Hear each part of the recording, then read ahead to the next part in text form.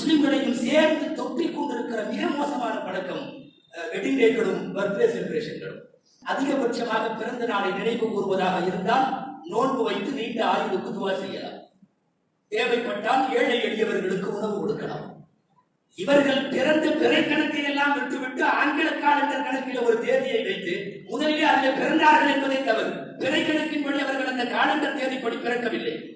அவர்கள் பிறந்த நாள் அல்லாத ஒரு நாளை ஏற்படுத்தி அதிலே கேக்கு வெட்டுவதும், அதிலே ஊரை கூட்டுவதும், அதிலே பிரமாண்டப்படுத்துவதும், அதிலே வால்போஸ்டர்களும் பிளக்ஸ் போர்டுகளும், அதிலே எக்கச்சக்கமான வாழ்த்து செய்திகளும், அதுவும் சமூக வலைதளங்கள் மூலமாக ஒரு மிகப்பெரிய அளவில் அன்றைக்கு அதை ஆர்ப்பரிப்பதும் எங்கு இருக்கிறது? இதுவெல்லாம் இஸ்லாமிய வரையறைக்கும்.